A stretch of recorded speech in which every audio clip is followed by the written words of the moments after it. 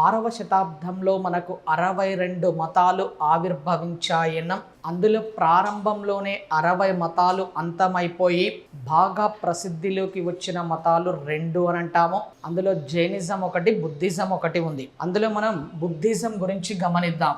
First బౌద్ధ మతము అని అంటున్నాం. ఈ బౌద్ధ మత స్థాపకుడే గౌతమ బుద్ధుడు అనాలి. ఇక్కడ గౌతమ అనేటటువంటిది గోత్రము, బుద్ధుడు అంటే అర్థం జ్ఞాని అని అర్థం. మరి గౌతమ బుద్ధుడి యొక్క అసలు పేరే సిద్ధార్థుడు అని అంటాము. లేకపోతే శాక్యముని, శాక్య జ్ఞాని, అంగీరసుడు, తథాగతుడు అని కూడా అంటాం. మరి గౌతమ బుద్ధుడి గురించి మొదటిసారిగా చర్చను ప్రారంభించిన వ్యక్తి క్రీస్తు శకం 2వ శతాబ్దానికి చెందిన అలెగ్జాండ్రియా ప్రాంతానికి చెందిన క్లెమెంట్. మరి మనకు గౌతమ బుద్ధుడి గురించి కానీ అతని యొక్క జీవిత వృత్తాంతమంతా మనకు ఎలా తెలుస్తుందయ్యా అంటే జాతక కథల ద్వారా తెలుస్తుంది. ఈ జాతక కథల అనంతరమే మనకి దీపవంశం, నెక్స్ట్ మహావంశం, దిగని నికాయ, మహానికాయ,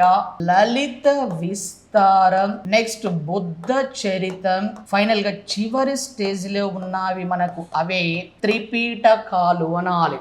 బుద్ధిజం అనగానే మనకి పాలీ భాష గుర్తుకు రావాలి. అదే జైనిజం అన్నామనుకోండి అర్ధమాగధి లేదా ప్రాకృతం లేదా అరామిక్ భాష గుర్తుకు రావాలి.